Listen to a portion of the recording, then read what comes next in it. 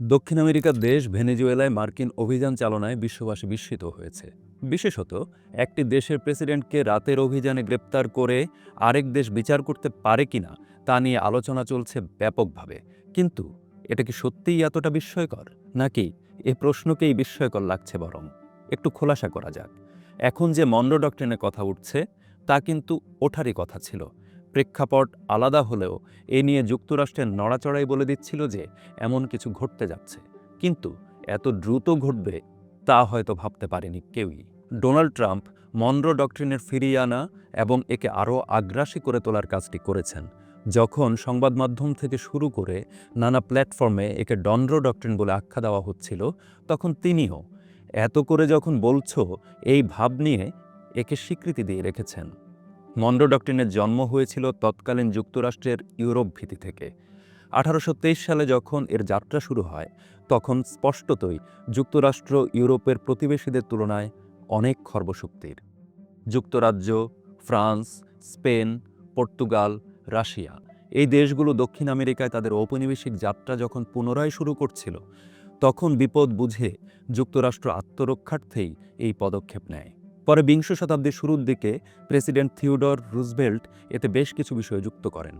ব্রিটানিকার তথ্য অনুযায়ী Roosevelt corollary অনুসারে লাতিন আমেরিকার কোনো দেশ যদি ভুল পথে চালিত হয়, তবে সেই দেশকে শাসনের অধিকার যুক্তরাষ্ট্রের থাকবে। রুজভেল্টের এই সময় থেকেই কিন্তু যুক্তরাষ্ট্রের বিশ্ব না হলেও আশপাশের অঞ্চলে প্রভাব বিস্তারের আকাঙ্ক্ষা দৃশ্যমান হতে শুরু করে। এর সাথে যুক্ত হয় ঔপনিবেশিক শক্তিগুলো ক্রমক্ষয়। এই দুই মিলিয়ে দুটি বিশ্বযুদ্ধ পেরিয়ে যুক্তরাষ্ট্র হয়ে ওঠে একক। দেশটি গণতন্ত্র, মানবাধিকার, বিশ্বায়ন ইত্যাদি ধারণাকে তাদের সেরা অস্ত্র হিসেবে ব্যবহার করে। স্বাধীন দেশগুলোতে অন্য দেশের হস্তক্ষেপ বন্ধে আন্তর্জাতিক যে সমঝোতা, তাকে বিভিন্ন সময় এই দেশটিই কিন্তু লঙ্ঘন করেছে। বর্তমানে বিশ্বব্যবস্থা এক বদলের দ্বারপ্রান্তে দাঁড়িয়ে। এক নয়া বিশ্ব ব্যবস্থা ক্রম প্রকাশমান। আর এই প্রকাশের ক্ষেত্রে যে শক্তিগুলো দ্বন্দ্বমুখর, তার অন্যতম হচ্ছে যুক্তরাষ্ট্র। বাকিদের মধ্যে কারা আছে?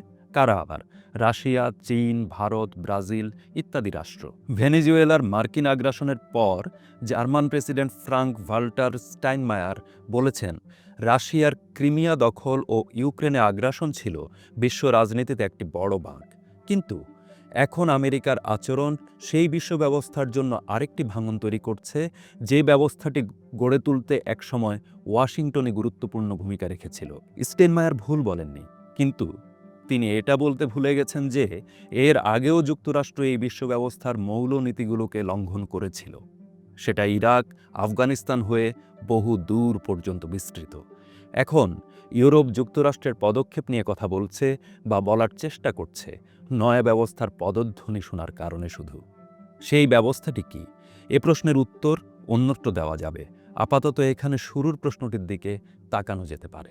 ভেনেজুয়েলায় মার্কিন আগ্রাসন বা মাদুরো ও তার স্ত্রীকে এভাবে অপহরণ কি অনুমিত ছিল না? ছিল। কারণ যুক্তরাষ্ট্র যে মনরো ডক্ট্রিনের কথা বলছে, যা আজ ডনরো ডক্ট্রিনের আবরণে বহুল উচ্চারিত, তার নীল নকশাটি অনেক আগেই প্রকাশিত। বিশেষত ডোনাল্ড ট্রাম্পের এবারের নির্বাচনের আগে যে প্রজেক্ট 2025 সামনে এসেছিল, সেখানেই এর ইঙ্গিতটি কিন্তু ছিল। ডোনাল্ড ট্রাম্প সরাসরি তার নির্বাচনী ম্যানিফেস্টোতে আমেরিকা ফার্স্ট বা মেক আমেরিকা গ্রেট আগেইন ভাষ্যকে সামনে এনেছেন। আর এই আনাকে তিনি কোনো শব্দবন্ধে কিন্তু আবদ্ধ রাখেননি। তিনি এর জন্য শত্রু, মিত্র ইত্যাদির চিহ্নায়নেও মনোযোগী হয়েছেন।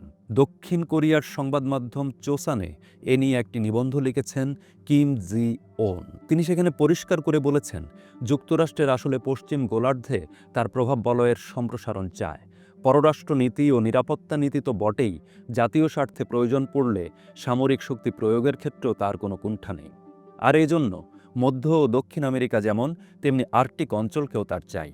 মনে রাখা ভালো যে ভেনেজুয়েলার ঘটনার পরপর গ্রিনল্যান্ডের প্রসঙ্গ আবার সামনে এসেছে। আর তা এসেছে ডোনাল্ড ট্রাম্পের ভাষ্যেই। তিনি কলম্বিয়াকে হুমকি দিয়েছেন, কলম্বিয়ার বামপন্থী প্রেসিডেন্টকে হুঁশিয়ার করে দিয়েছেন। কথা হলো, কেন প্রয়োজন এই অঞ্চল যুক্তরাষ্ট্রের? বলি যে একটু মানচিত্রের দিকে তাকান। সেখানে ভালো করে তাকালেই দেখতে পাবেন, পশ্চিম গোলার্ধের নিয়ন্ত্রণ নিতে গেলে উত্তর ও দক্ষিণ উভয় পাশেই নিজের উপস্থিতি প্রয়োজন যুক্তরাষ্ট্রের। আর এজন্য ওপরের দিকে গ্রিনল্যান্ড এবং নিচের দিকে প্রয়োজন ভেনেজুয়েলা ও কলম্বিয়ার মতো দেশগুলোর নিয়ন্ত্রণ। এই অঞ্চলে নিয়ন্ত্রণ প্রতিষ্ঠা করা গেলেই যুক্তরাষ্ট্রের জন্য দেশটির দক্ষিণ পাশ দিয়ে সকল নৌপথ উন্মুক্ত ও নির্বিঘ্ন হবে। ফলে বিস্ময়ের কিছু নেই যে যুক্তরাষ্ট্র ভেনেজুয়েলায় তাদের সফল অভিযান সম্পন্নের পর ডোনাল্ড ট্রাম্প গ্রিনল্যান্ড ও কলম্বিয়ার নাম উচ্চারণ করবেন।